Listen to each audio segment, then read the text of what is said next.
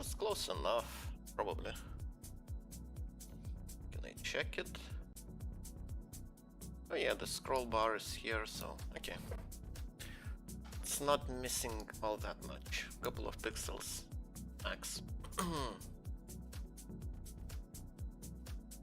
Right. Okay, stream is running. Okay, Twitch looks good. What about chat? Chat seems to be working. Yep.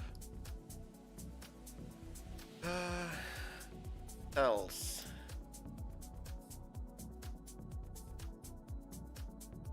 Okay. Shows that I'm streaming. All should be good. Oh. Right. Well, actually I'm streaming to YouTube as well. That's good.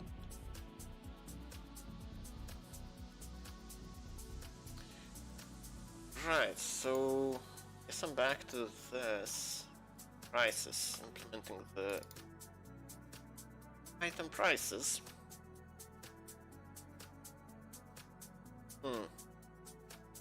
Right, yesterday I stopped at here.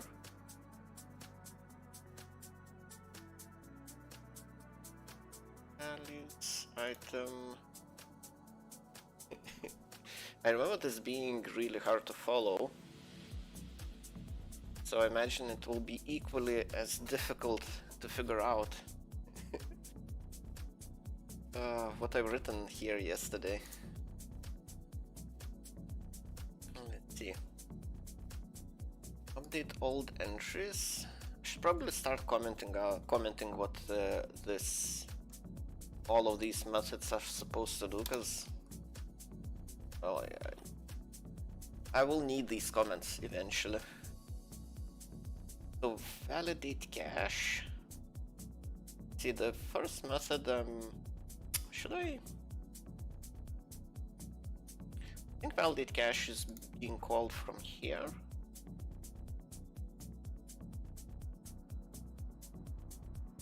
Reach ID. Let's do the thing. Prices, validate cache, yes, that's being called.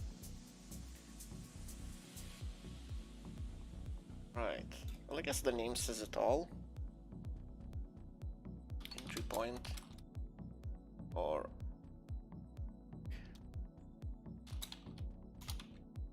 cache reach event. Let's see.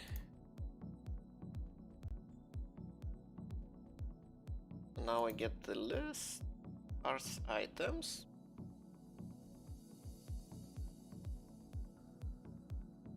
Turns the night. This items from list. I guess this is the actually, well, this is actually the method that does, well, oh no, it gets called twice.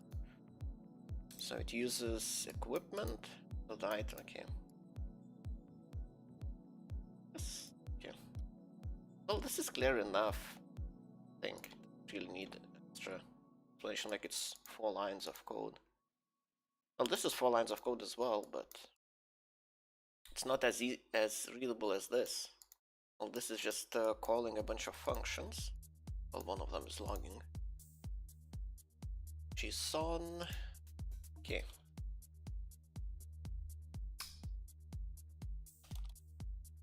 The extract of items from event.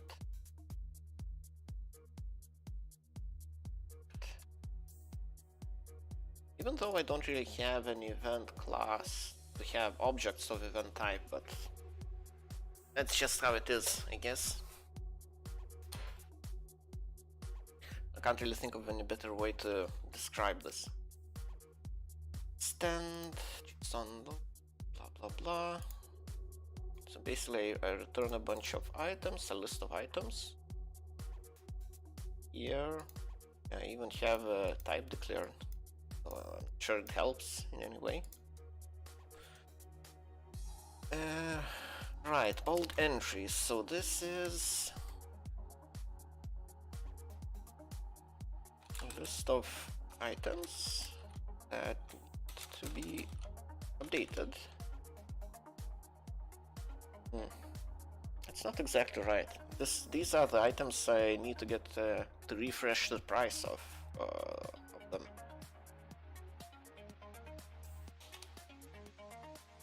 Have no or old prices.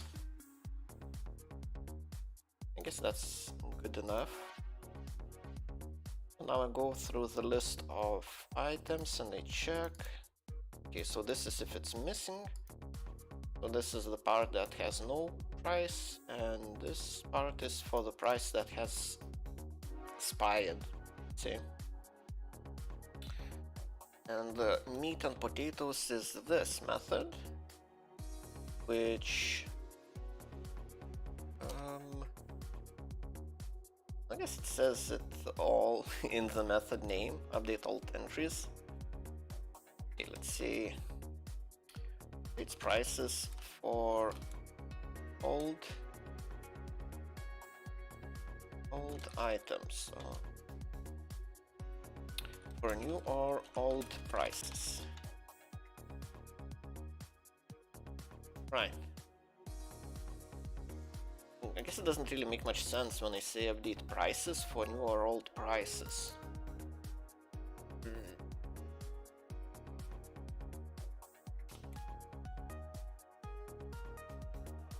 Maybe it does make sense actually. Now that I think of it, because that's what I actually look at. That's what I check. If the price is, well, if it's not present, then it's a new price that I need to get. And if the price is too old, then I need to update it. Yeah, this will have to be rewritten. It's getting a little bit too complex. Or, well, it doesn't feel like best practices are being followed here. It doesn't surprise me since I'm writing it. Okay, so the whole idea, this whole thing, all it does is just collects new prices into a dictionary of dictionaries, if I remember correctly. So values is a dictionary, and each value, the item field by item name. So for each item in the values dictionary, another dictionary, which holds the prices for each item quality, since there are 5 qualities. Right. So how, okay, so to proceed, now I actually need to calculate the prices and assign them to my cache, price cache. That can be used in the actual bot images. Right. So here I do nothing. Can I extract this somehow? It seems like it could be extracted into a separate method. Because I only care about values being returned. Do I use anything else? Guess I need response. What else do I need? Actually, I need all of this can be extracted into a separate method. And that can be called define get prices from API. And it takes what? Old entries? Items, actually, that's what I take. Do I use anything else? Well, it doesn't look like it. Oh, I guess I'll see if I try running it. Have items, which is actually a string. Okay.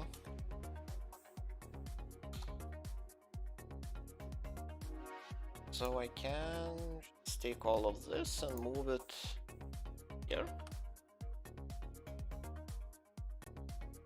here instead of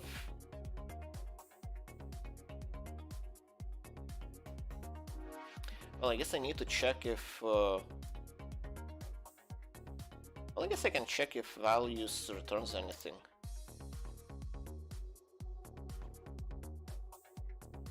So if it checks, I guess I need to initialize the values dictionary before the check. Then I just return it, whatever the result is. Something like this. So in this case, if there are no items to be updated, it just returns an empty dictionary. So here, values is equal to get item price. Get prices from guy. Pass along items. The string. I can just do this. Save a line of code. Right. I can actually need to check first. Or do I? If the dictionary is empty, what will happen? Pretty sure it won't execute any single, well, it won't execute this for loop. We'll just skip over it. Okay. Well, let's see if that's how it actually works. Should comment. Well, I don't feel like commenting this makes sense because it's quite obvious what it does. Okay. I get the values, which are the price dictionaries. I guess it's simple enough. Since the cache is a dictionary. Oh, actually, how do I do this now? Now that I think of, because price cache, well, the original idea was to have key to be the item ID, but the prices are different for different qualities of items as well. So I need to store item qualities. Well, I guess it will have to be a dictionary of dictionaries. That makes it a little bit more complicated, which is annoying. I could combine quality and item ID into its name. For example, I could have where is it? Here. This returns a dictionary. Price and count. Set to item fields. Item ID, and then quality as another key.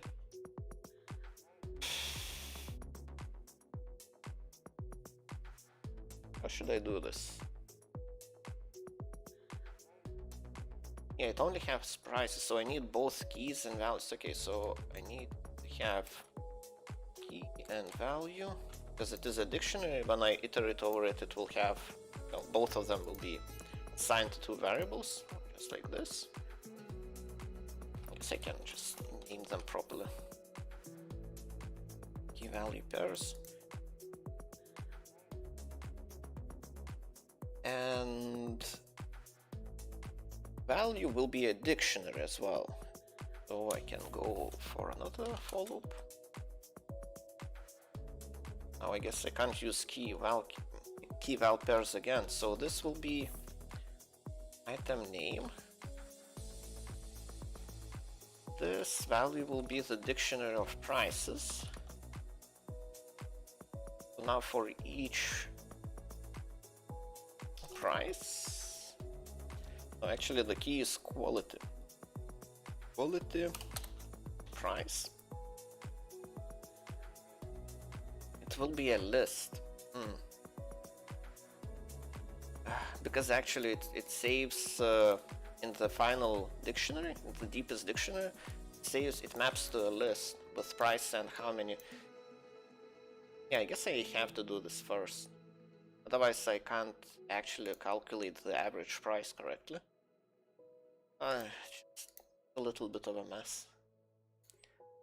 but I don't think. Well, I'm sure there's a clever way to do this with some built-in functions. Can't be bothered to prices. Can't be bothered to figure that out or look for the one method that does exactly what I need. It's not too complicated as is. Alright. So now I have item name, the dictionary with quality as key, and prices as a list. Price as a list. Well, price and count. Right. So the actual price, call it average price, will be price, which will be, oh, actually I need to check if the price is not 0. Yeah, now I need to check if price is more than 0. Then I divide it by the number of sales. I'm not even sure, just the count, how many individual prices make up the total price. That's how I get the average price. Then when I have the average price, I need to save it into the cache.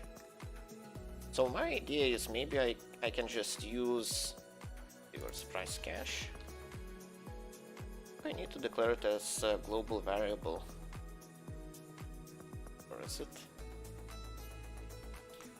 It should get assigned, well, it should map to the global variable as is. But do I need checks here? Let's just have it here, global. Because I don't declare it anywhere, so it should map to it anyways without this global declaration, but just for clarity, so I would know that I use global variables here. This is definitely not the best practice, but it's convenient. It's too convenient not to use in this case. Right. So now I can just take average price cache. And as key, I can just use item name. Actually, I should probably format it.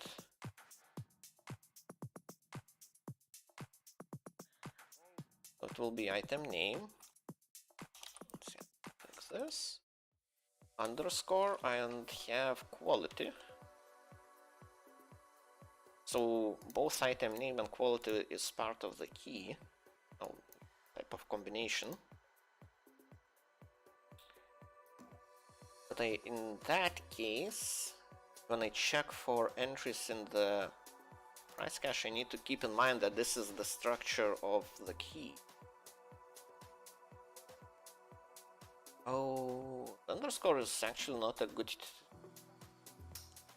It's a bad idea to use underscore, because there are item names that have underscores in them. Right. Something else then. Not really sure. Dash? No, dash might be used as well.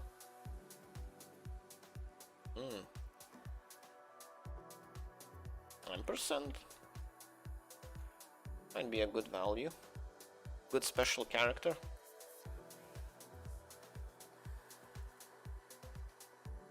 What else can I use?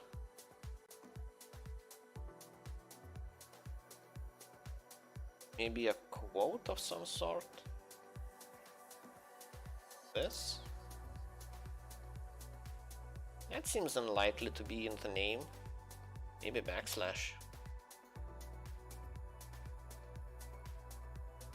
Yeah, backslash probably won't be included. So I need a value, I need a character that's not part of the name. It won't be in the name.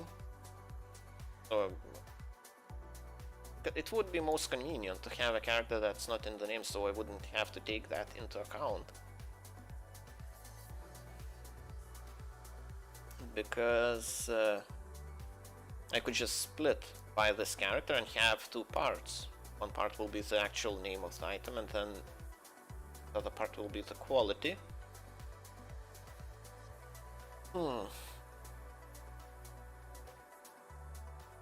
Because, well, if I do it this way, I don't have to worry here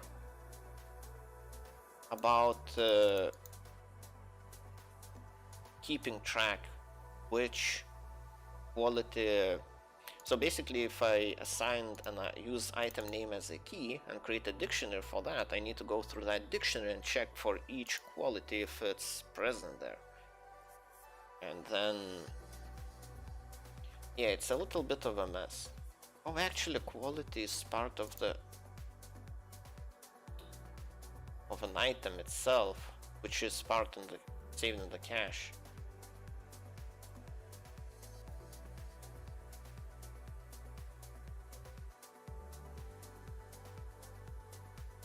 Yeah, that.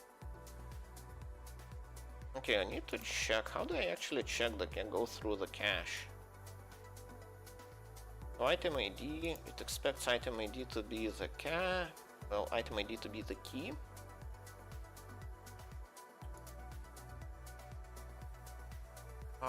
Items comes from parse items. Right.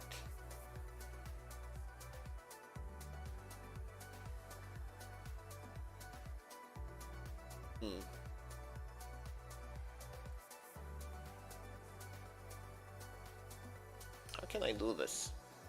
I'm pretty sure the quality will be known at this point. Yeah, because quality, I'm pretty sure it's a required field. So it will be there.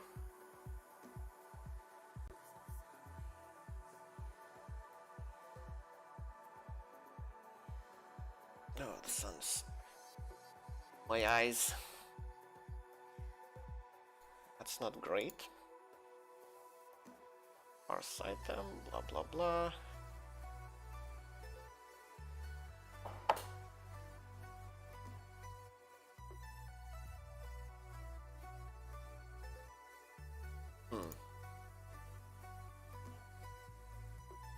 Yeah, it's such a bad idea to do it this way.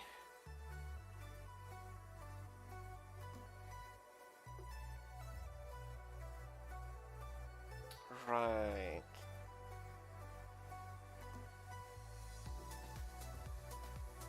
Let's see, how difficult would it be to have dictionaries inside of dictionaries? I still don't like that idea. Because that means I would have to create a dictionary for each... well, there will be a dictionary for each item anyways.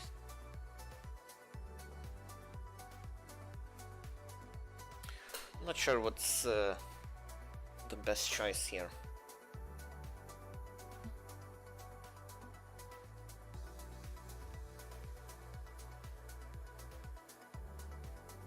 Right.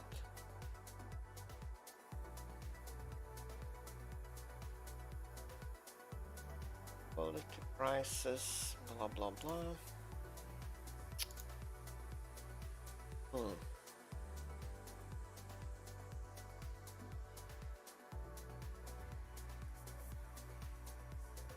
Yeah, I guess I'll just use item ID and quality as the key.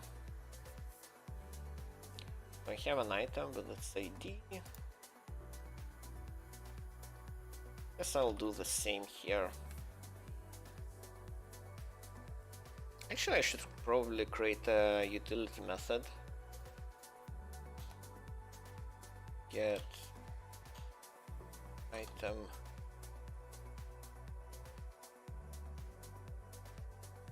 yeah, it's odd. Should have used underscore in the names of the functions. Whatever. Get item key. Taken item. Type item. So the key return format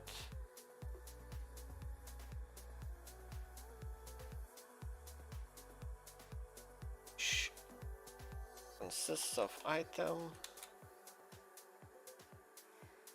ID. Wait. What's the difference between ID and item ID? Oh, item ID is actually the name. Okay. Probably have a comment somewhere. Item ID. Item ID in SBI database. Item ID in local database. Actually, I'm not sure if this is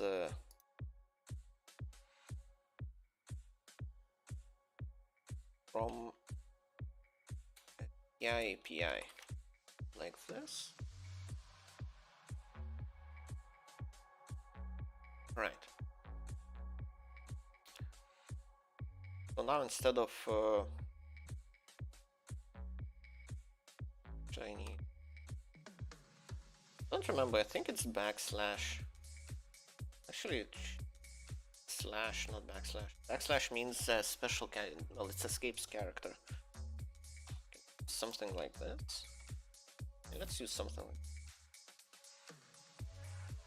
Hopefully, this won't be part of any item ID. Ever. And item quality. Right. So now instead of using this, let's call get item key, pass along the item,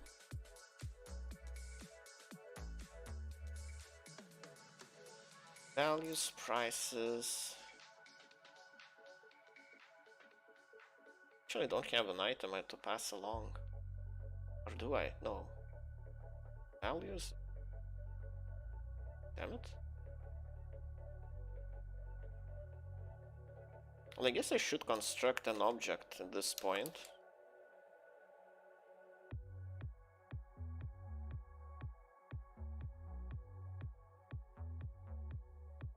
Because all of the objects will have to be updated.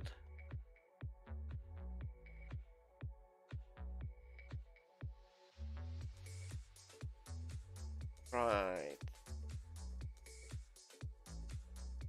Well, I guess I need another utility method. Get item from list.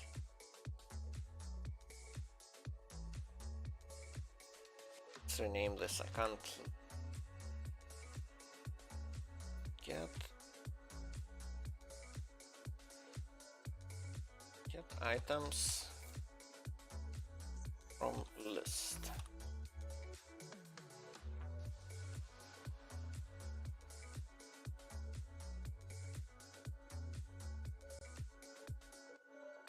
Cache, this is called from outside.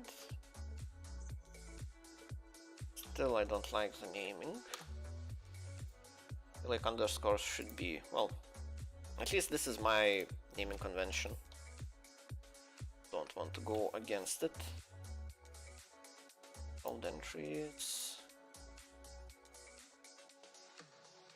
Not sure why, well,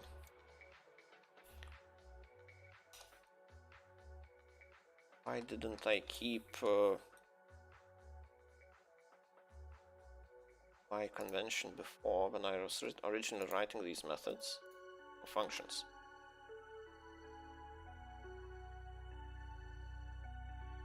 Items,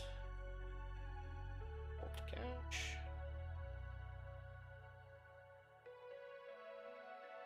Right.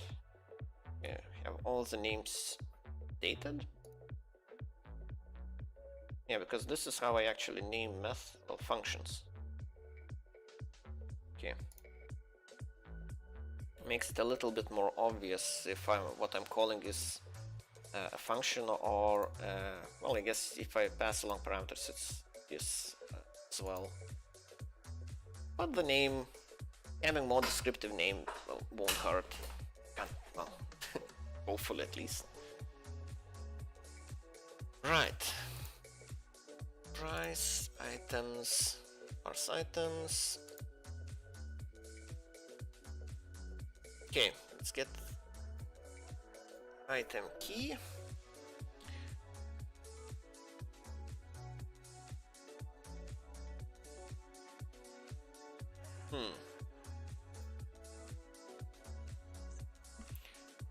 Yep. I need a method that either returns. So basically, I need a method to initialize a new item object is stored in the cache. Get item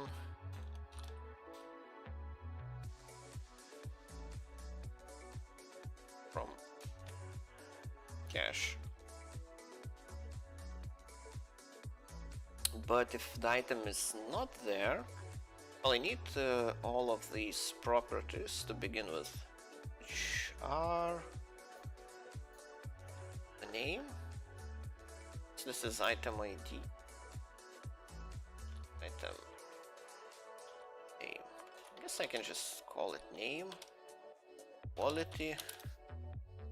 What else do I have? I think I have price as well. Price cache. Yeah, average price. Okay. Price. So this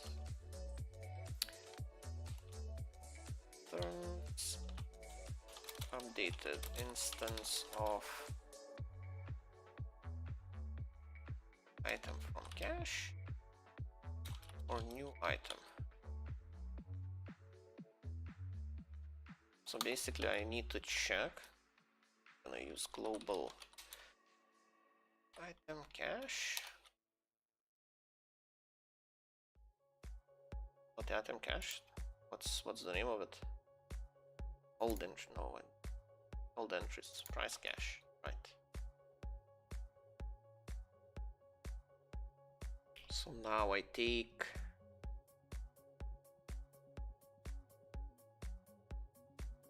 well, I still need to use the same thing. Maybe let's use the different method to construct a key. Get item key. I take in, instead of item, I take in name and quality. Here I just use name. Here I use quality.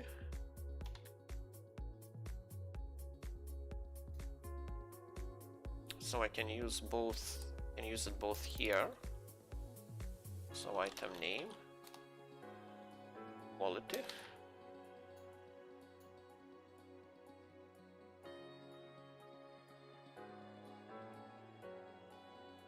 And I assign whatever I get from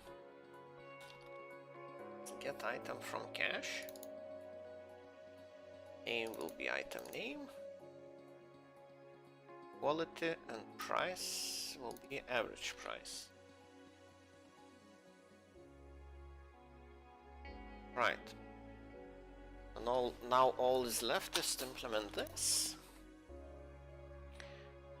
Price cache, global.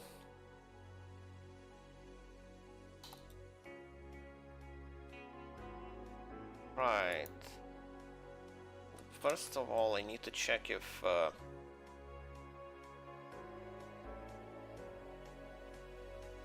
feel like I'm doing this check somewhere already. Price cache.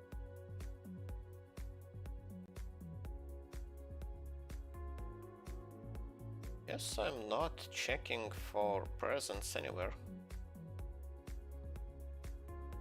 This is the assignment.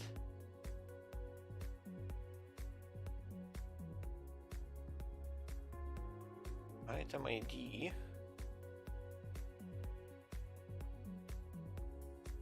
Item is not none, so this is loading cache from the database. I guess I never actually check if, well, I guess I don't really need to check. No, I need to check when I'm checking for old values. Update old entries. Validate cache. Oh, price cache keys, okay. Yeah, I'm just not using the correct ID in this case. Get item E. Now I use I name. Oh, actually it's item ID. Quality is quality. So now it will actually check for the right key. Right. Okay. Where was I? The global price cache. Item from cache, name, quality, price. We basically need to do the same check. What's it? But in a little different way. So get item key, name and quality, sure, as is. Then I check in global price cache. I mean, so in that case, I have item. I guess I need to initialize item first.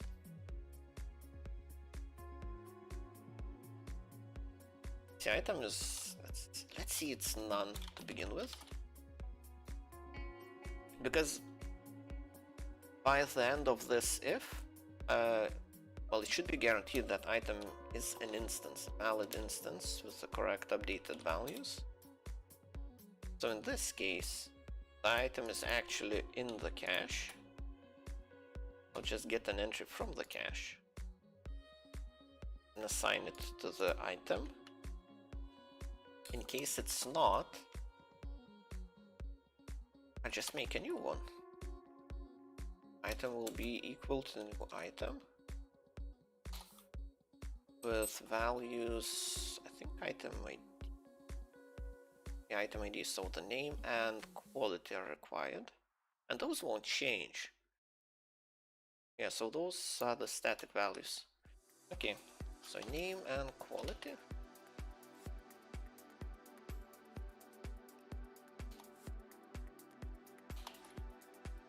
This.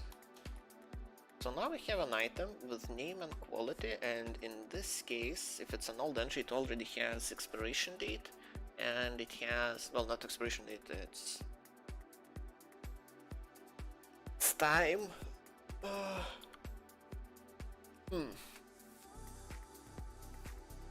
I'm not taking into account other things. Okay, let's finish this.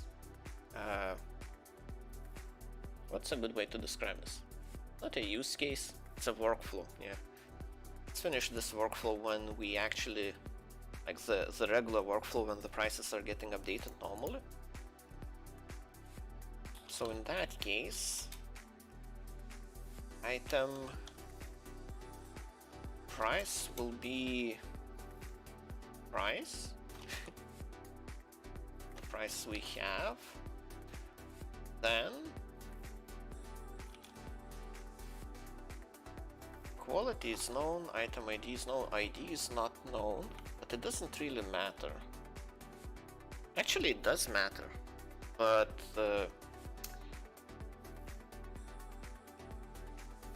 yeah, I guess I need to save it to the database here as well. Let's have a thing. Save. Let's have a to-do.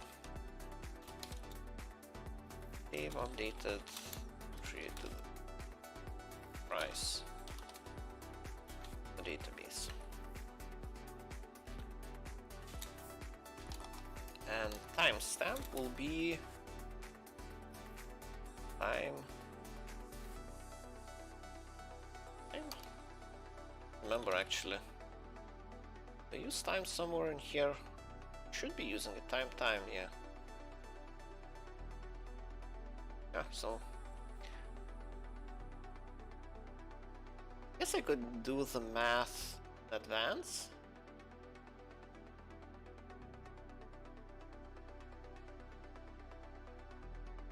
I guess it doesn't really matter if I'm doing the addition here. Actually, it does matter. I should be doing it during the assignment, because then in that case I just do it once. So it won't be just price. It will be. It's not just a timestamp. It should be an expiration time. Can I just rename it?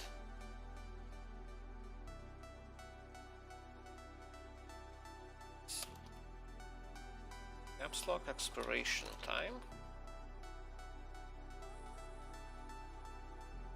Okay, this shouldn't have changed because in the database it is named timestamp.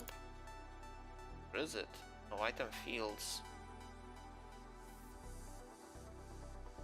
Expiration time. I'm sure there will be issues with this. Expiration time. Update all entries. Loading entries. I need to check that. Oh, it's just an indexed. So it's just a list. Okay. It's not addiction, it's just a list of values, so that's good. Don't have to worry about that. Well, otherwise it should be fine.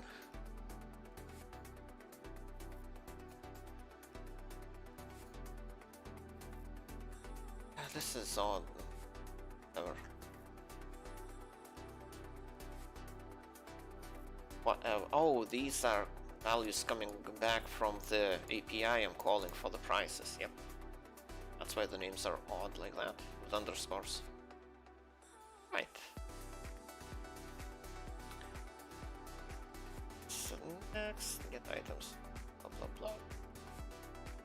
Or was I? Here. And actually need move this addition here, because what this will result in is just having an assigned value once, and each time I go through this validate cache, which is going to be called quite often, I won't have to do like math. Oh, it's not that it's a lot of math, but still it's more efficient to have it here rather than each time you do checking. Okay, so it has expiration time, new price. All it needs is to be saved. Yeah. Maybe I should check how it works now. Let's go to the debug mode. Do I have any breakpoints? I do. Caching. What is this? What's from?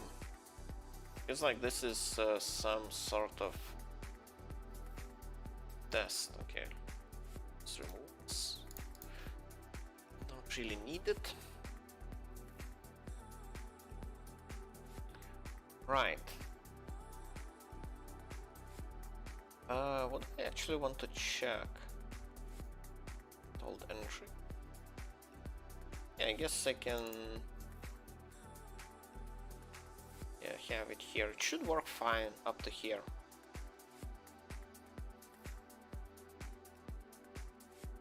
Should I move this up? Yeah. Oh yeah. So all of this can be skipped over quite easily. Okay. Let's run it.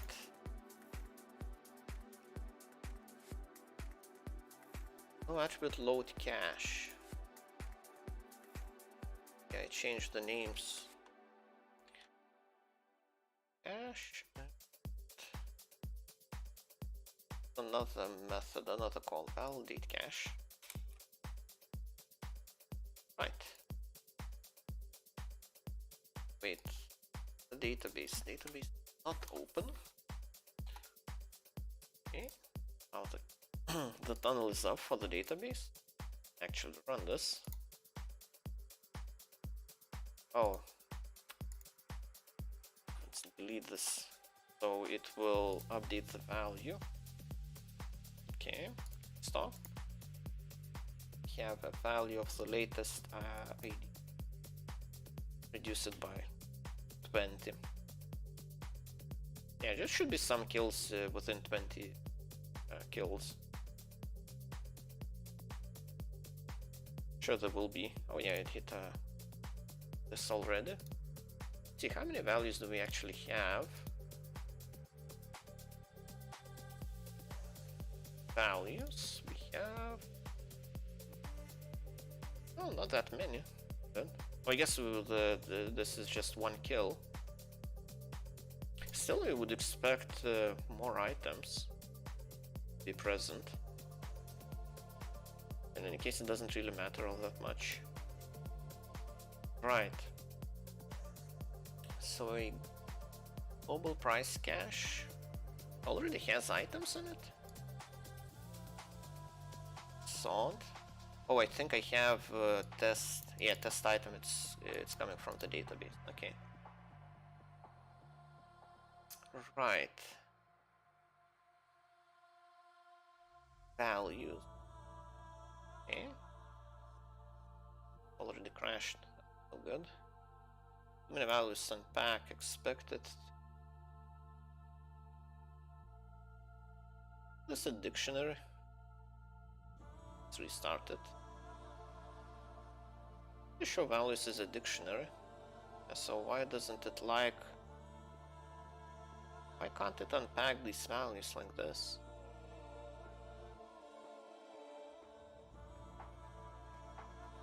Well, that's annoying. I actually need to specify that I need key value pairs somehow. Wait, what was the error? Expected too many values. So I guess it tries to unpack the dictionaries inside as well. Which is not really what I want. You know what, let's just not use key value pairs, just do it the barbarian, the primitive way. Let's see, where was it? Oh, this is the item name. And instead of prices, we have values, item name. So the quality, so the prices will be in quality.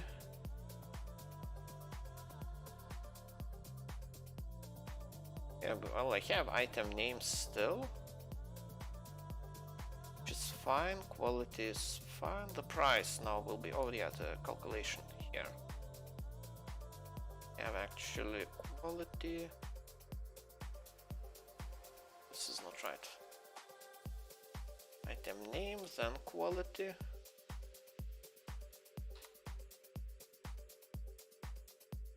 This is the price.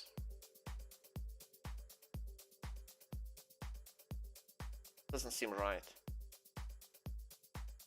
So we have a dictionary of values where key is item name, which results in a value that is a dictionary with key quality, which is a list of values. Okay, so like this. Instead of price, we have to call quality this.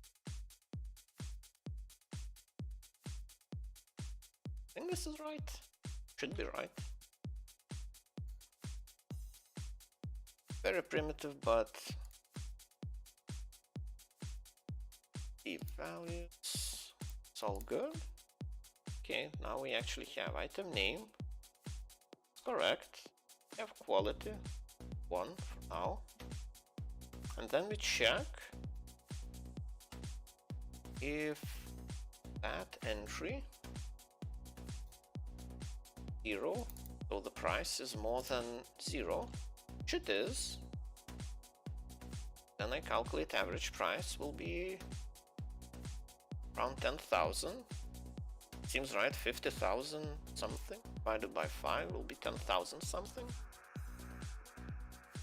Okay, so now what I do in the end is assign value to price cache. This the price cache contains. It's one of the local variables, isn't it? No, actually it isn't. price cache here.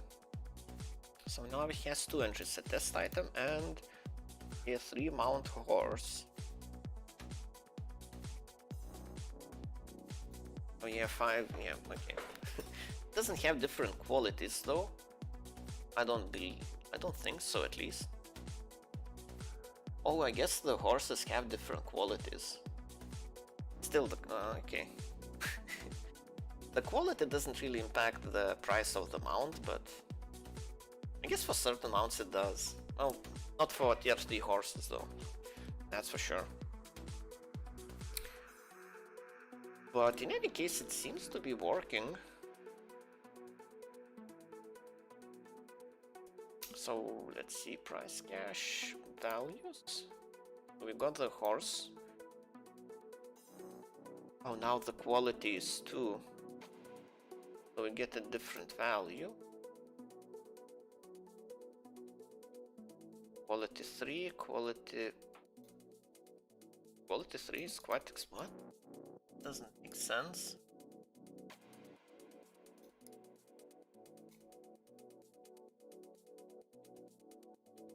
Yeah, quality 4 has nothing for sale, quality 5 has nothing for sale.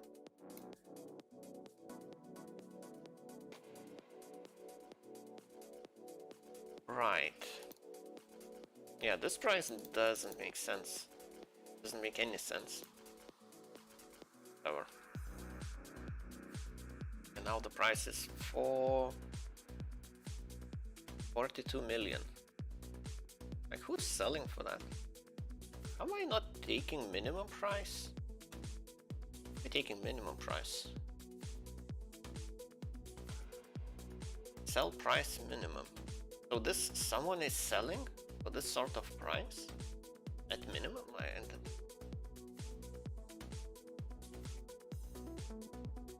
I need to see this.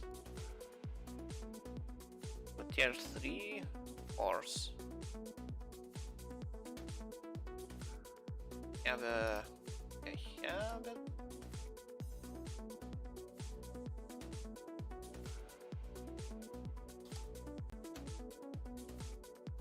So the quality is 3. Just search for 3, comma. Quality 3. Sell price minimum is, so yeah, 10,000, 9,000, and this is what? 109 million. Here it's 102 million, and this is 10,000. Yeah, I need to take this into account. This doesn't make sense.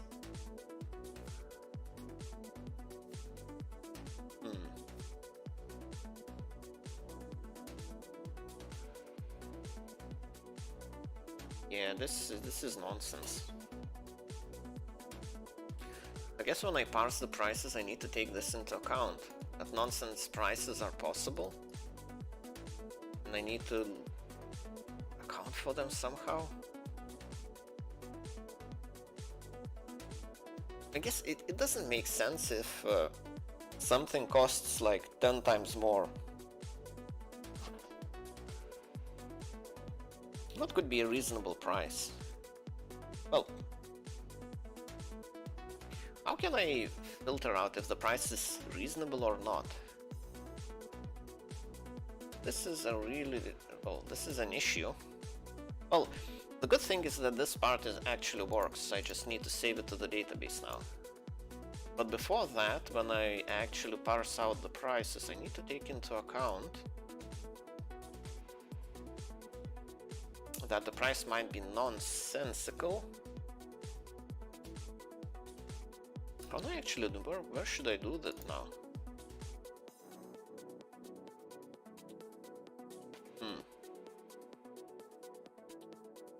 I guess when I'm updating the value, where is it?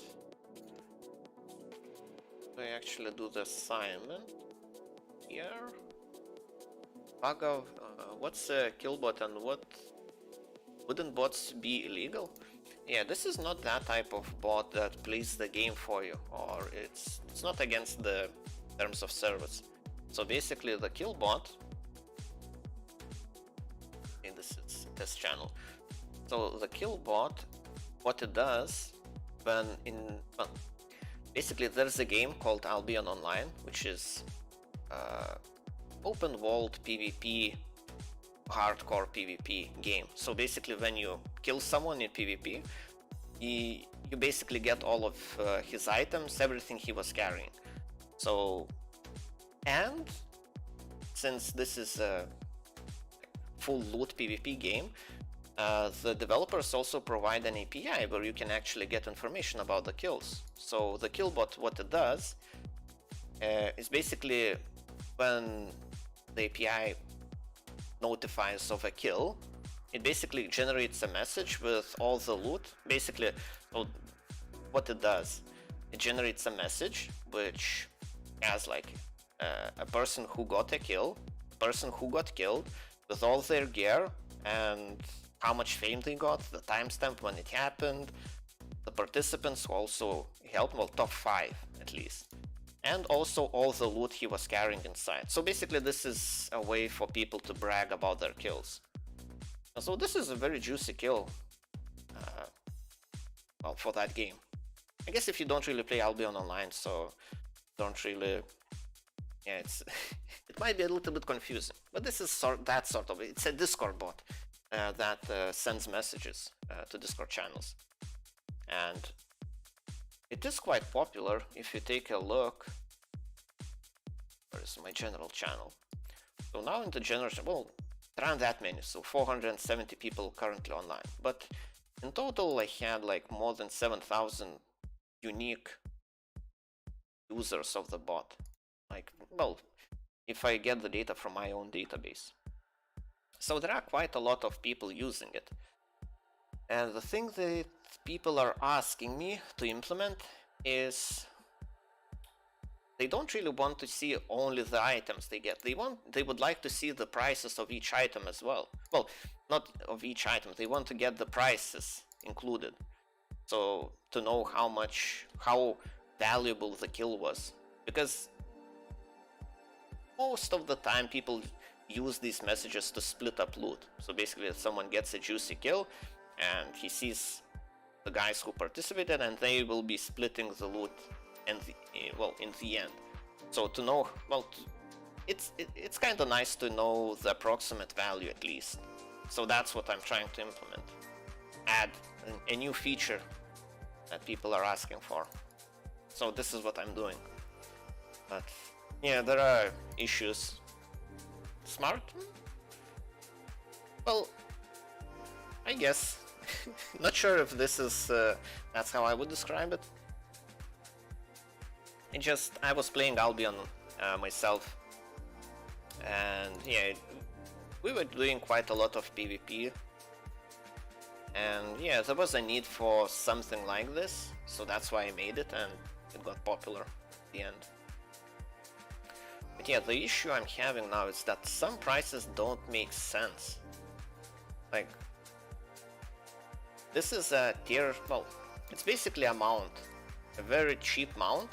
So this five of them could be bought for 50,000, and a quality a little bit higher quality, it just price it's 200 million, I believe. Yeah, 200 million compared to 50,000 for 5 of them. And this is 200 million for 5 of them, and the only difference is the quality. And like, this is not something like, the quality is not drastically better. It's basically from 2 to 3 is like a slight difference, like a like the smallest possible increment of quality. And there are 5 qualities in total. Like quality 5 could be expensive because it is like a masterpiece, like the best quality possible, and it basically means that the item is pretty much 1 tier higher. But we are still talking about, well, okay, if you don't know the game, this doesn't make sense. So I need to now figure out how can I filter out nonsensical prices. Because if I provide value of an item with a kill and it just has a bunch of nonsensical prices, like it's a useless feature at that point. So yeah, I need to work out how to actually do this correctly. I think this is the right place to do this. Let's see. So here I have all the prices combined, and this is where I calculate the average price. So before I do that, I can filter out, I'm not really sure how to call it. Let's just calculate average price.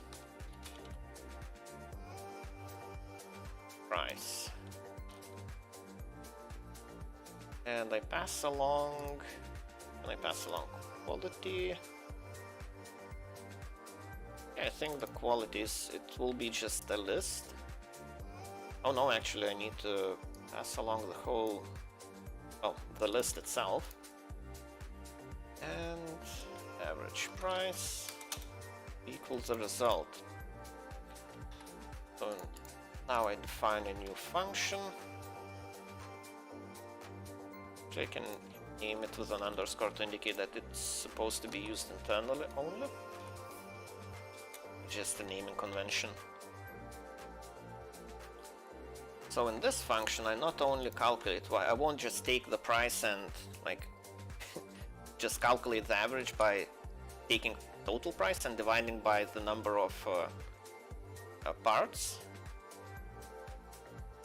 What I will do is prices. That's gonna be a list. I will initially check. Okay, so to check.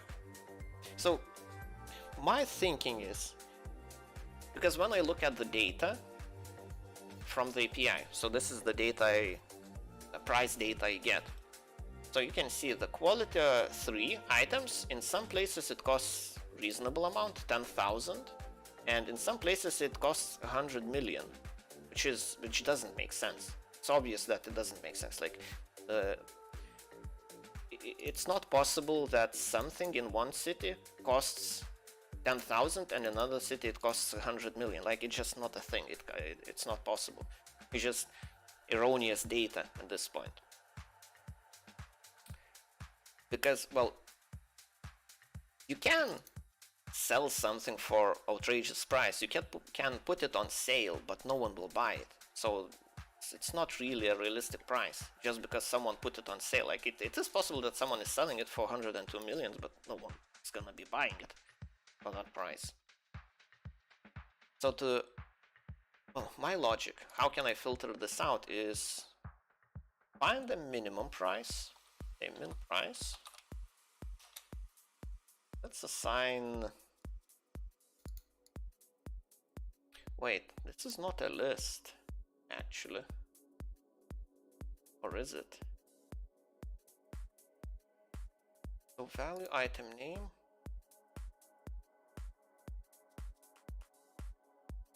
Oh, I can't do it here actually.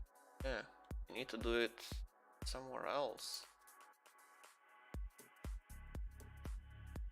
Oh, this is annoying. Yeah. Because I have the total already, I need to filter out the prices before I add them up. Okay. That's hella annoying.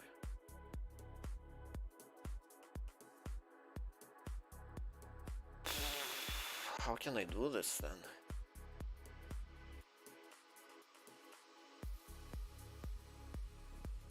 I guess I need just to have a list of prices instead of having a number of prices, and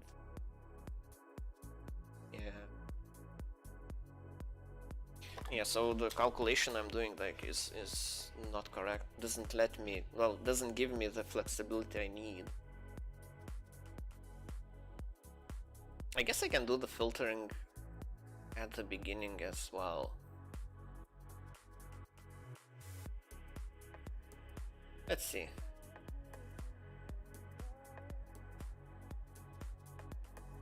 Well, I guess the price will be the same still. Return prices. So first is the price, and the second element in the list is the number of prices included in this total of total price.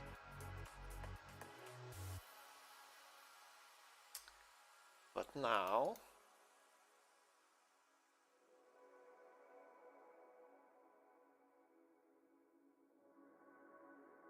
what can I do?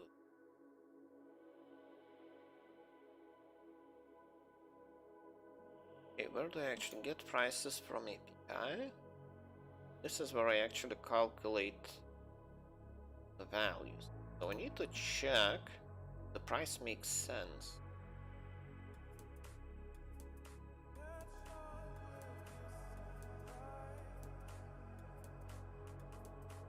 So so I just check if the price is orders of magnitude more. I think 10 times is a reasonable count, reasonable number.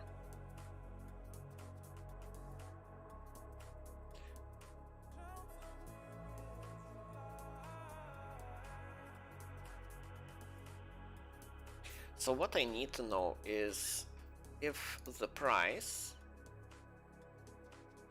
and a new price is if they are different by more than, let's say, 20. Because if an item costs 10,000, well, its reasonable price is 10,000. If someone is selling it for 200,000, like it's not likely that the price is correct.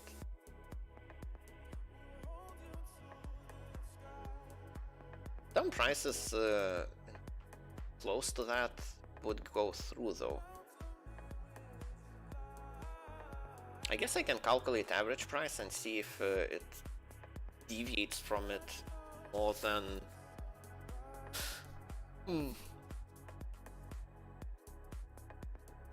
5 times maybe?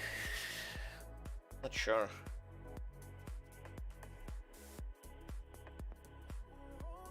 Yeah, 5 times might be the good number.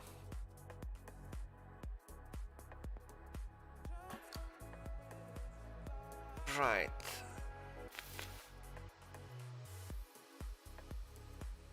Because there are two possibilities. One possibility is that the price I'm adding is incorrect, is wildly out of the range, or the prices I already accumulated are wildly out of the range.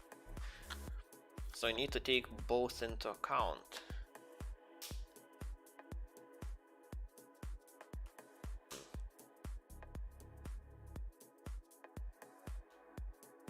I guess I can just calculate the averages here already. Well, I guess that's what I should be doing. Or no, I can't really do it. Because I need to know the... Well, I don't know the total price. Yeah, well... I don't know how many different prices there will be in total. So I can't calculate average without that.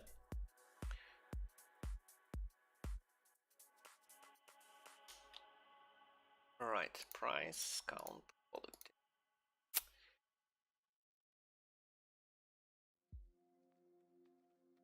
So I guess I need to check.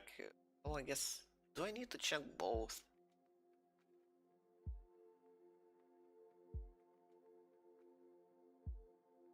Equality. Okay, I have a count, which will be 1 at minimum.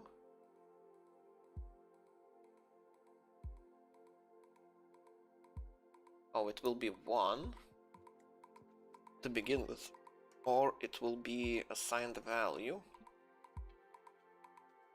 That's already in the dictionary of the list that is inside the dictionary.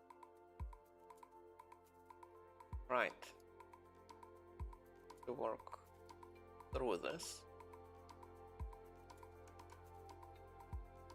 So if quality, so this check means that there is an entry already. Yeah, if there isn't an entry, you just assign the price and you're done with it.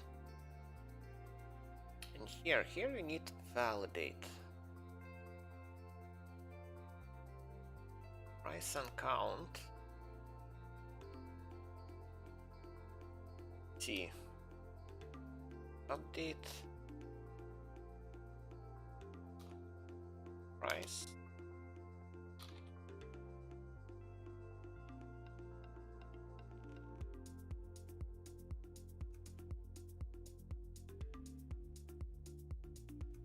Guess I need to update both price and count.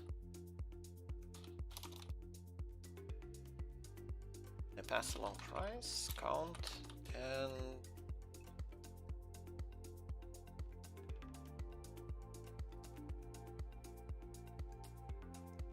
this.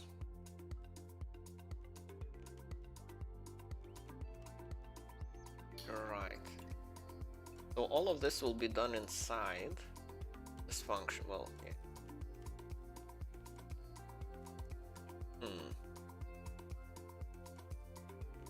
Assign local.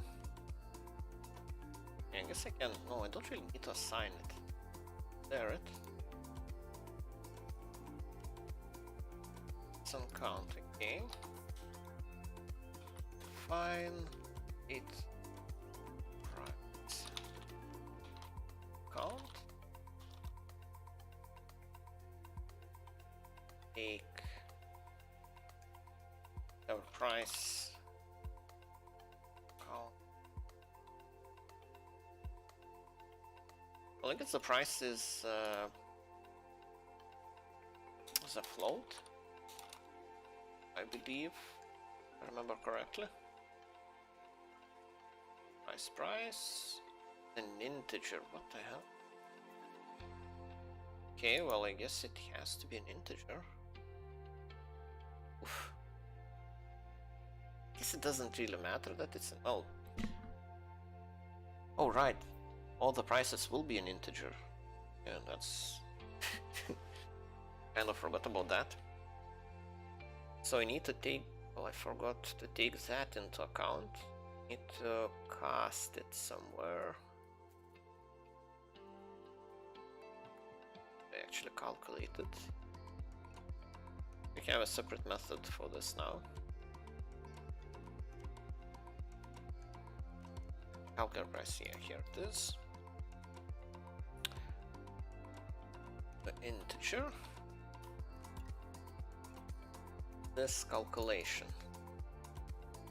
Okay. Getting back the price and count. Oh yeah, count will be an integer as well. So this will be an integer, and then we have a list of prices. Just a list, okay. So first of all, I need to figure out the minimum price.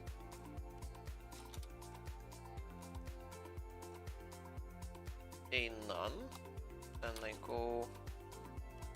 Wait, list should have an option to find the minimum value, I think. at the documentation. Types. Functions.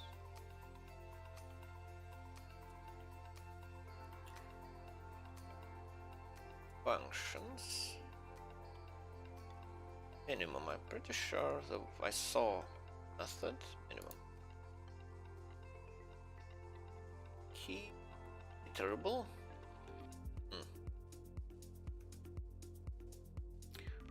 Smallest item in an iterable, okay.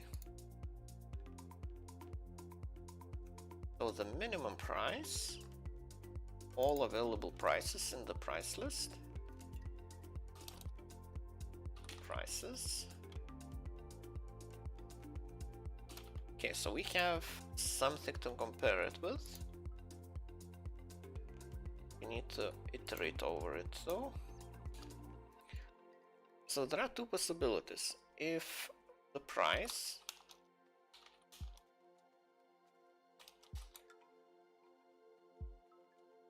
I feel like 5 times the difference should be a cutoff. So if price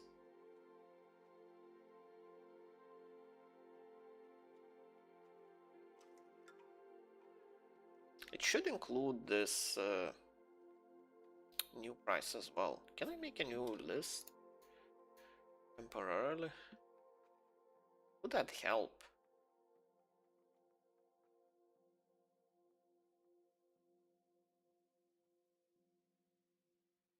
Let's see. And do price. Then explode this. Would this work? Like this. Number.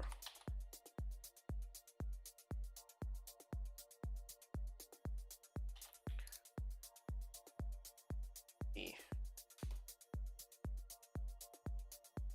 Get the minimum if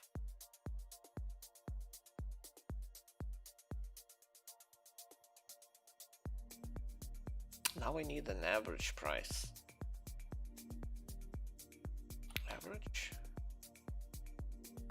price will be list of prices divided by the count. So what can I add? Is there a method to add total?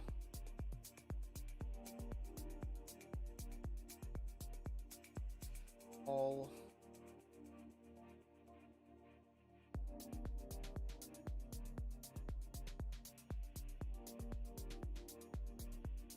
round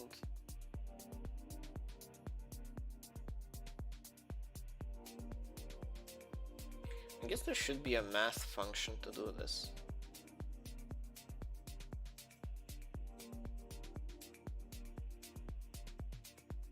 Yeah, there's no total. I can, yeah, Google adding list items. Python calculating total. Calculate total from list.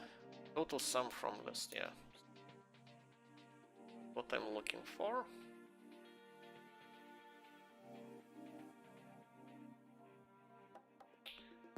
Yeah, so total's 40.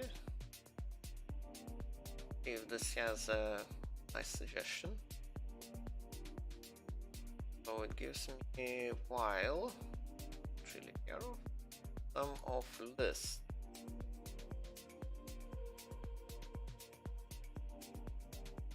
Sum. Wait, function called sum.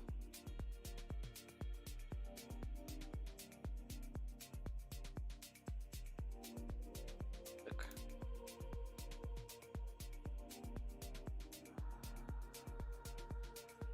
I should have seen. Or maybe I wasn't looking for sum. Oh, there is sum. Oh, okay. Some start at the end. And the items of the iterable from the left to right. Total. Okay. So I take sum of prices and divide it by count. I have average price and minimum price. So now we need to check if both of them are out of whack. And there are two different possibilities. So if min price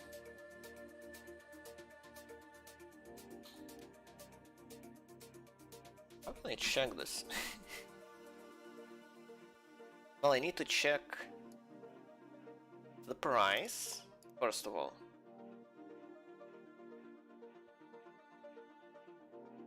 Maybe well, I don't really need the minimum price. I need cutoff price.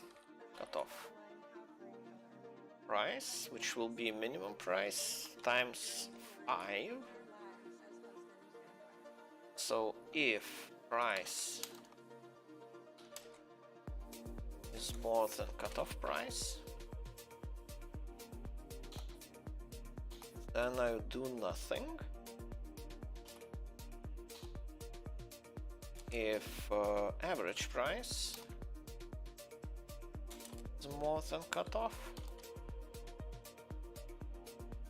then it means that my accumulated values don't make sense. So what in that case,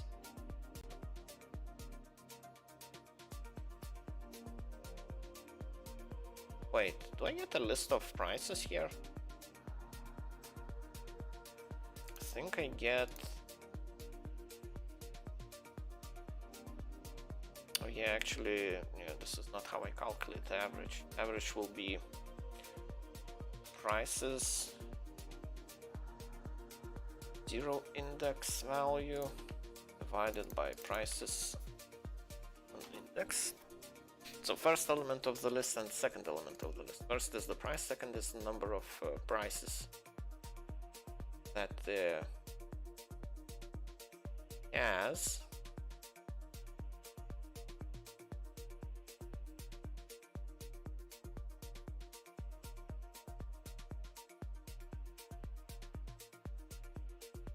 Yeah, it's gonna be interesting to see if it actually updates the prices correctly. Okay, so if average price is above the cutoff, it means that average price, so basic prices list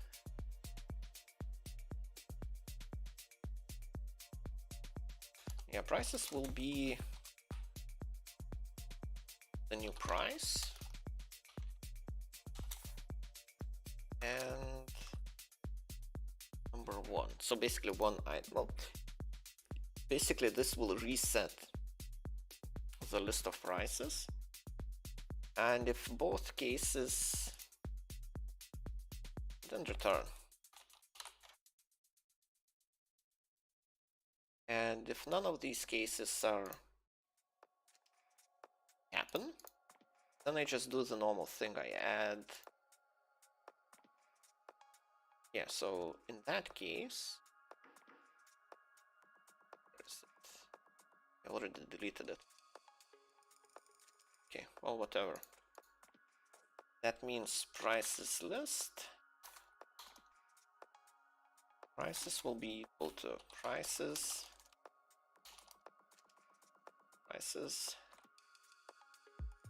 first value plus price. Price is just price.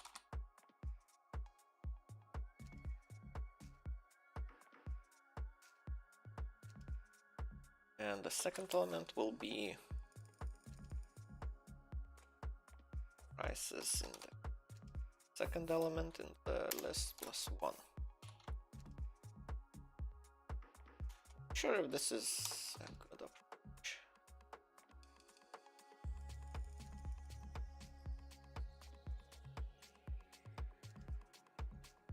Maybe, I'm not sure what's the difference between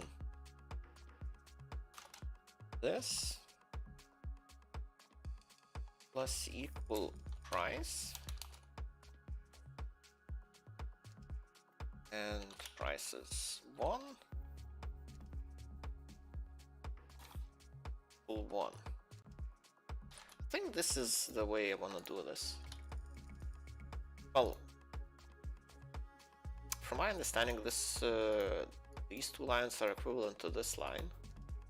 But I'm not sure. I think this is more correct because this implies creation of new list and reassigning it to this variable, which might not be. Well, it's not exactly what I want. I want to update the values inside that list. Maybe this is better. Well, hopefully it is. So now I shouldn't have nonsensical prices anymore. So if only prices make sense, then they get added to the total. Hopefully. Right. Can try again. Right. Okay. Old entries. Okay, it crashed.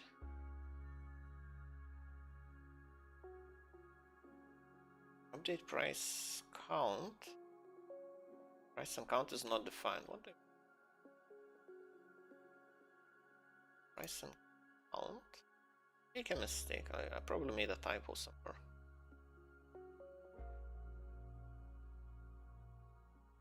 Prices from API. They miss. Calculate average price.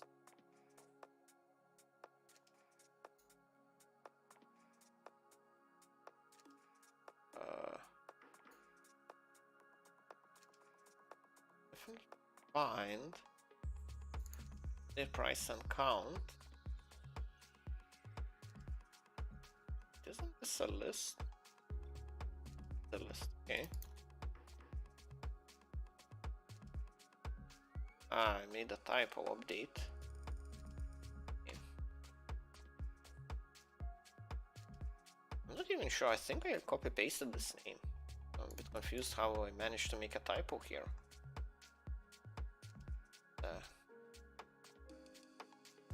Not really surprising that I did though.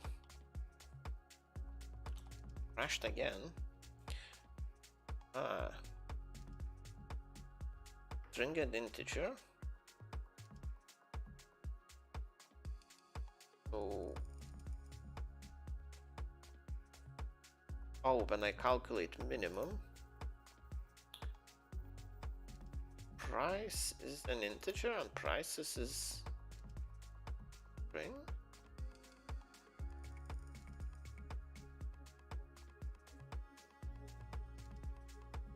Oh yeah, I can't explode zeros. Actually, this is, yeah, I can't really.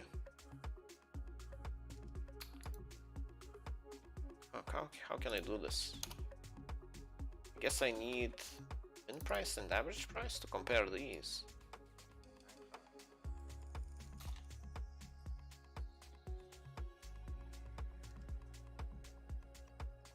Be like this. I guess I'll see if any of these are. Okay, let's have a breakpoint here.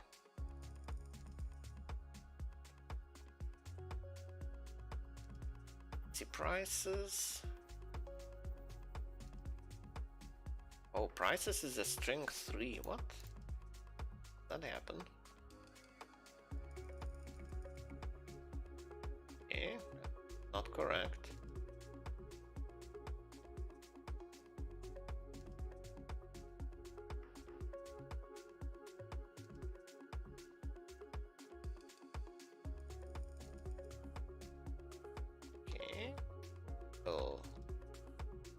Not hitting update price. So I'll just make a breakpoint. Okay. Let's see. Missing something.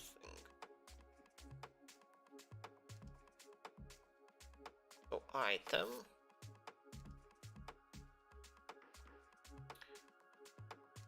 Item fields, raw item field will be item ID, I imagine. Oh, actually I can check the value like this. Yeah, item ID. So I take item ID and then quality.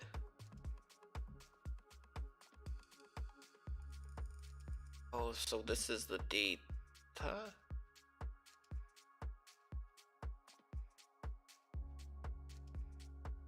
So quality.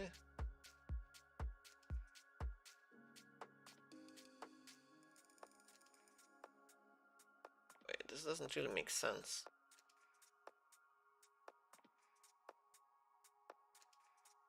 Oh, I'm taking it from the item. I need to take it from values.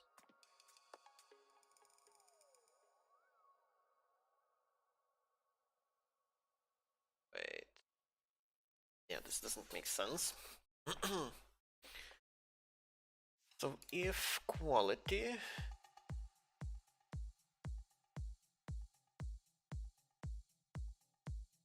okay, let's check.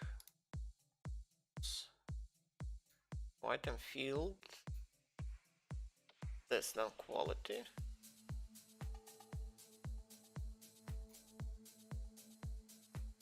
Quality is 1, okay.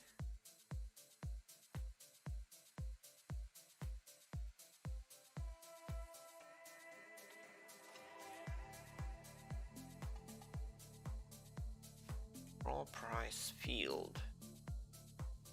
So this is the item I just got. So the current price. So yeah, current price is more than 0. Okay, this makes sense.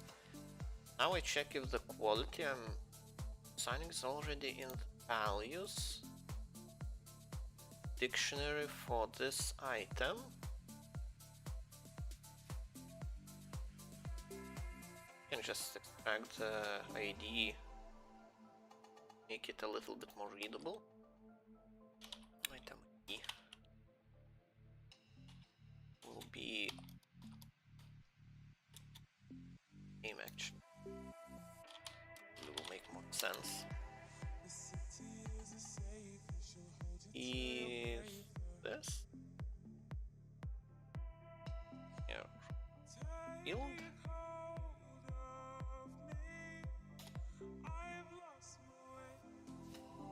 Here and add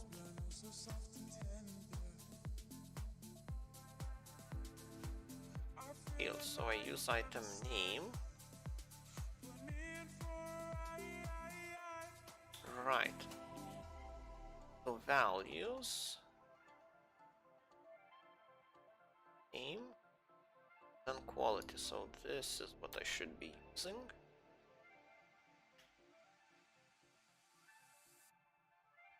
These can be commented out because they won't be doing anything here. It's correct. I have no idea. Okay. Yeah. So values. Okay, this seems to make sense. So quality is 1. It's present for the item name. 50 mount horse, yes, and it's more than 0. Go inside them. So 10,000 divided by 1 is 10,000, that's good. So now the price, average price, okay. So the cutoff price is 50,000. So cutoff price, okay, this doesn't hit.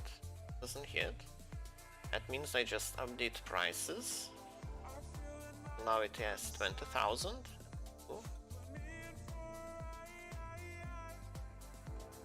And it crashed. Prices is not defined. What? Is that a typo? Oh, prices. Yeah, otherwise it looked to be going well. At least it seemed like it was doing what I expected it to do, which is nice. Yeah, to the next breakpoint. Actually, step over it.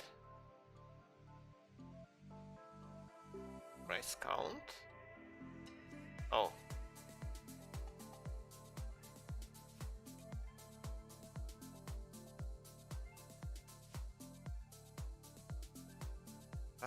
Where are the prices? Values. Yeah, the values are not being updated, that's an issue. Right. Let's see.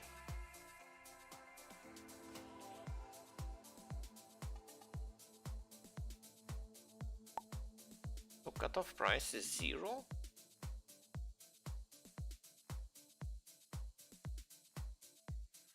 Oh, average price is 0. That's... How can the average price be 0? 0, 1.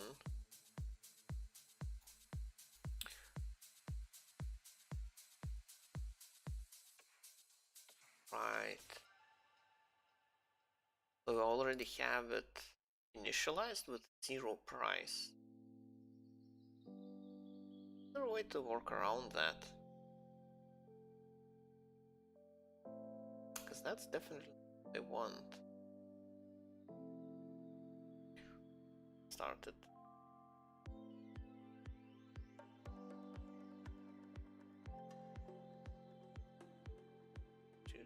Care about breakpoint here. Here. See.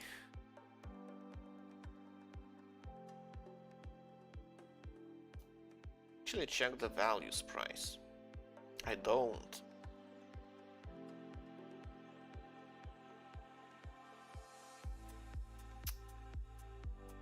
Right.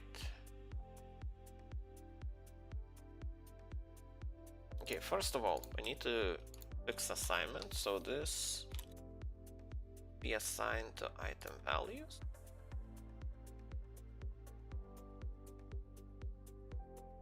Instead of just returning nothing, return the same thing.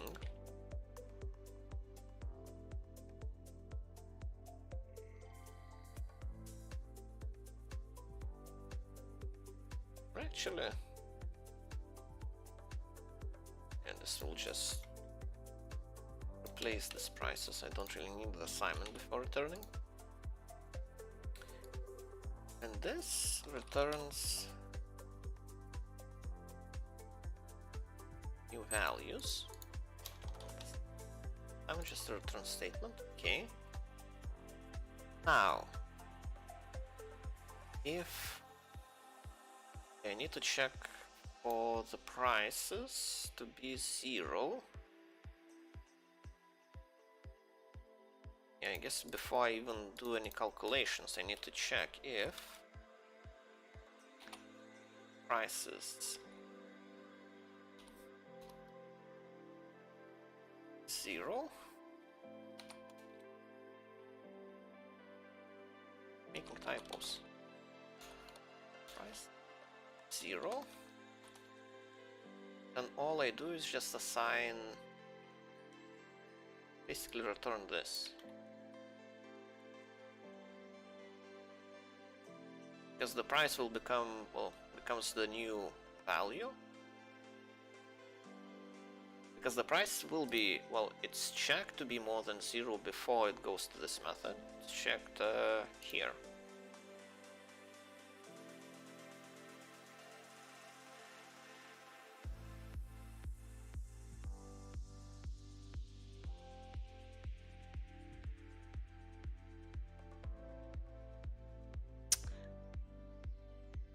About this though, doesn't this override the values I need? So I do the update, price is already here, and this gets called each time. Oh, because I calculate the values here. I update them. Right. I guess I don't really need to do this anymore, since all of that is being handled handled inside this method.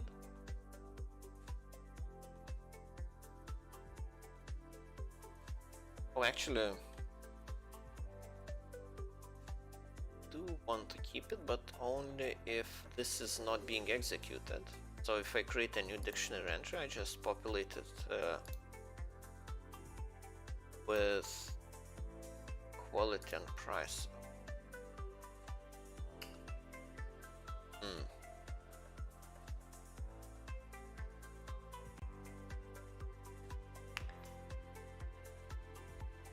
Oh, this is not correct again. See. So I shouldn't assign it this. Assign it to price count.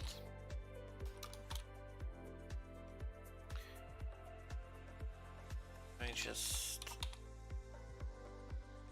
do this.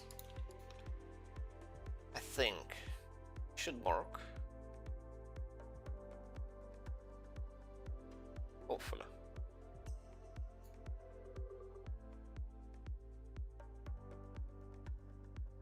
Okay, let's try. Happens. Oh, I didn't like it. And you start expression here.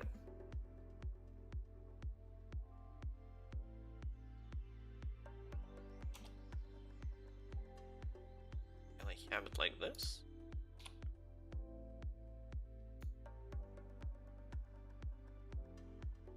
Guess I can return a tuple. Can I?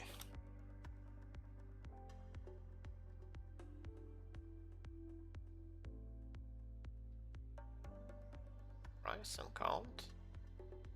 Well, I guess I can just, yeah, works. As long as this works.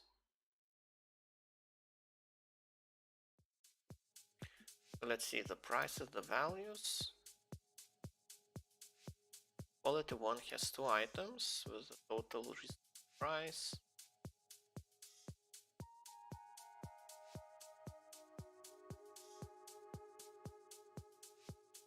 I wonder what happened here.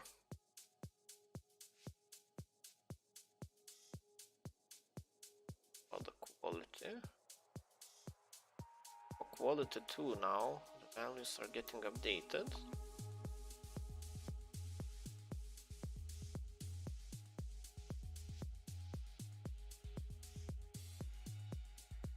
I imagine quality 3 is being updated now.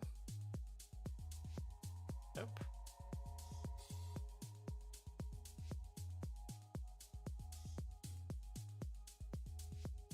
Kind of have it talking about now. 5. Wait, 5 does actually have a price? It does. Oh, there is. Okay, that's very cheap. Well, it's twice, well, almost 3 times more expensive than a lower quality one, but this is a masterpiece. And those are quite rare, like 1 in 100 in best case. I guess it is a tier 3 horse. Yeah.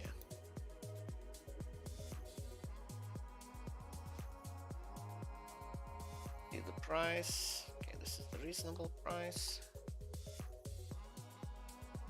Reasonable price again. 30,000. Still a reasonable price for quality too. Now this should get filtered out and not added.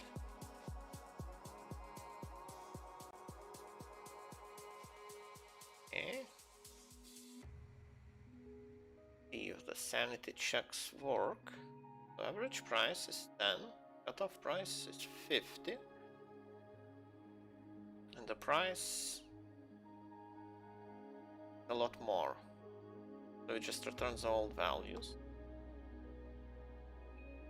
And doesn't really change anything because I try to assign the same values. Okay. Now it makes sense at least. Okay, so now I'm filtering out nonsensical values, not assigning zero values. Yeah, I'll have to deal with zero values later on, because I don't want to have a huge list of items that have zero prices.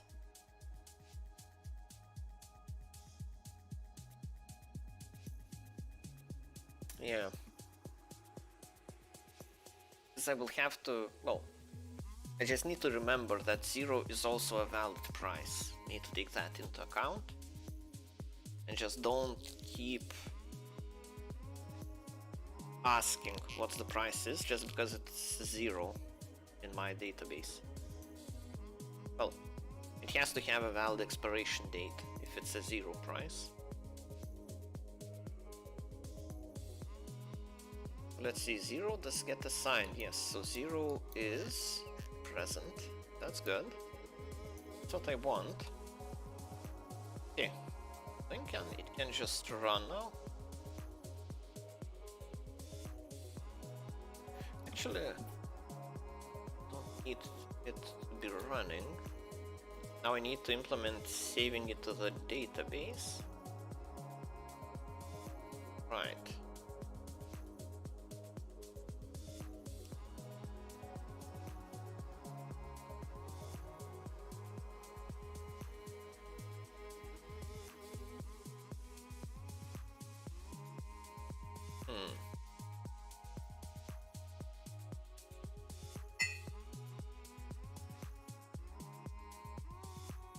Time to drink some tea.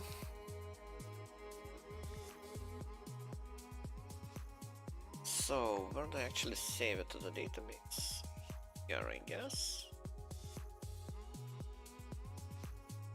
Updated price to the database.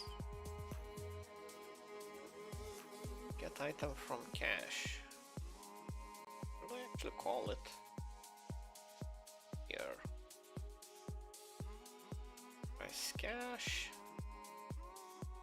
Get item from cache when it does.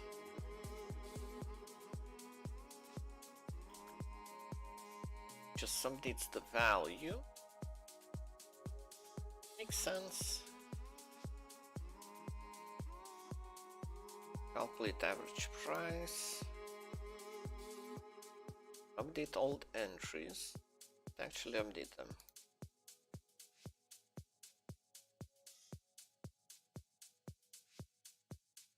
Get item key. Item cache.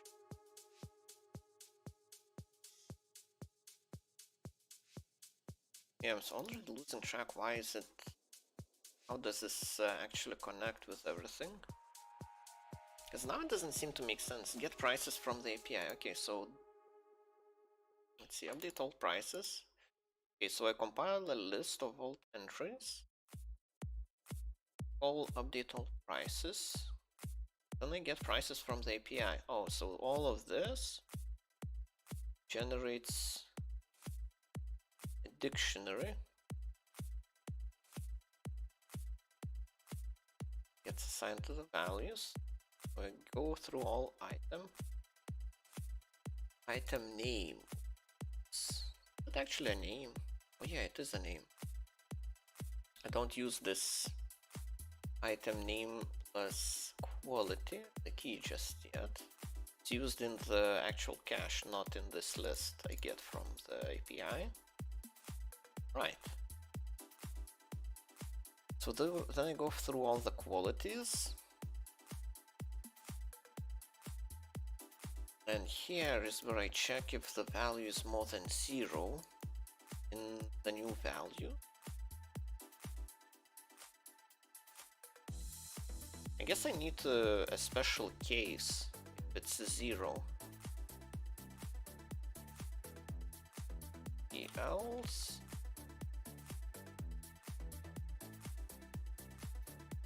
get item from cache.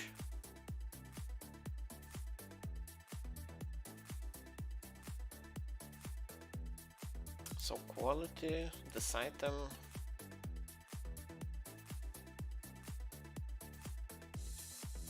Right.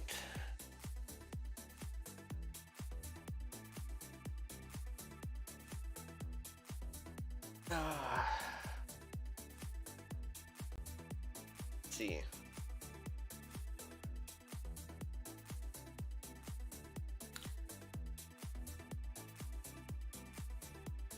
So if the price is, well, what I want in that case, the price has to stay the same.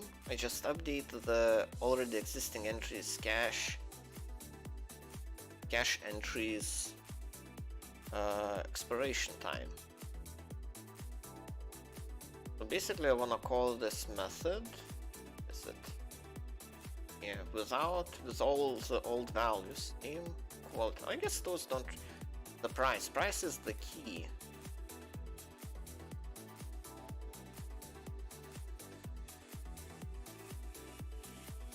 I should be storing 0 price as well.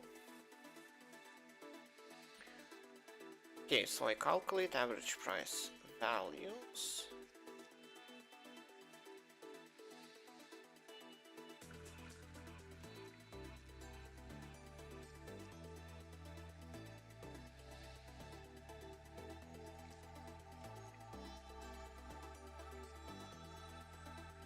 Oh, my cousin just got COVID. That's nice.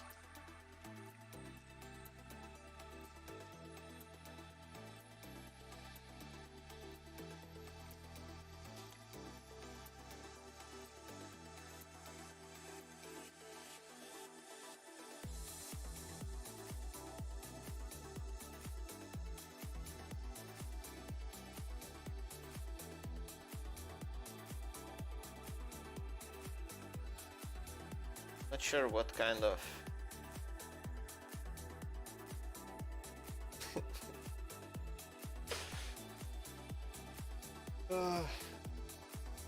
positive COVID. That's nice.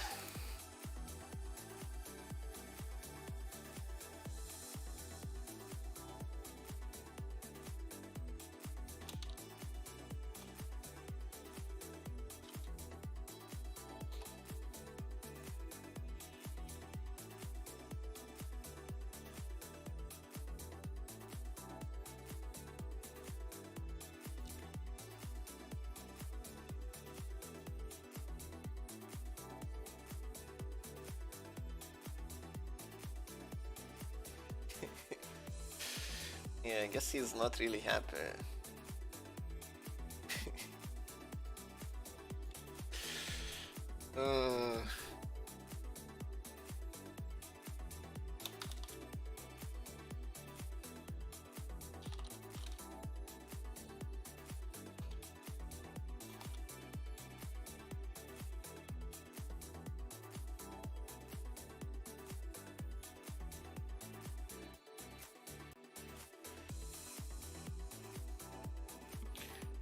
Brain fog, wow. Okay.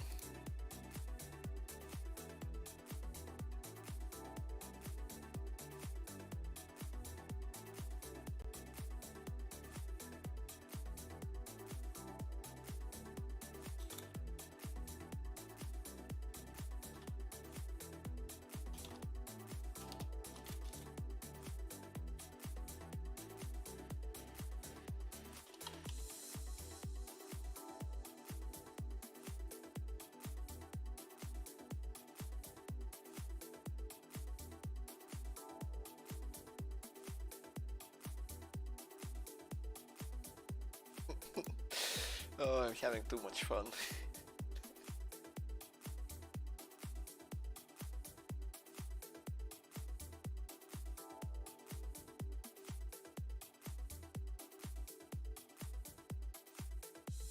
Oh.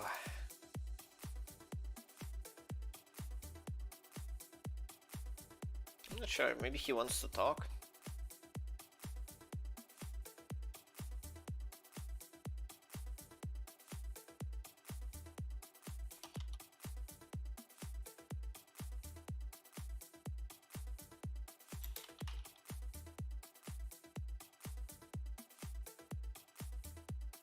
Let's see if he wants to join. See what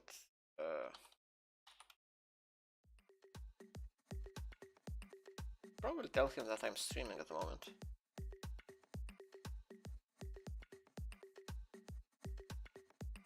By the way.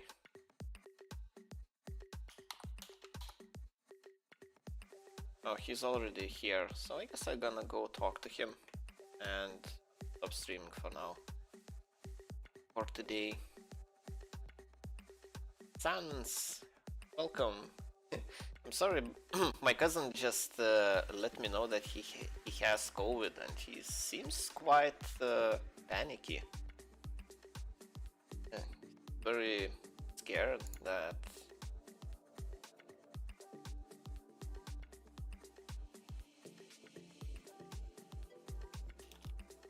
Yeah, I'm not really sure. Well, he sounded quite sick a couple of days ago, so maybe he might be going. Yeah, he might have the. I had COVID last month, actually. Yeah, quite a lot of people had COVID, but you know, he's not very healthy, or his health is not that strong, so I'm not sure.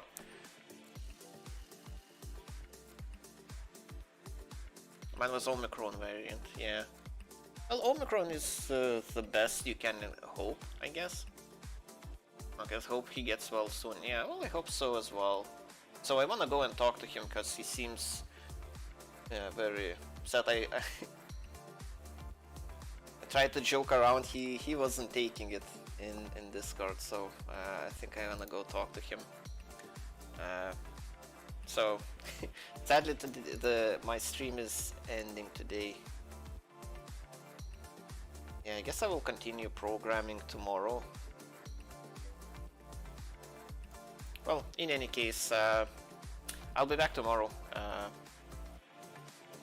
See you for now.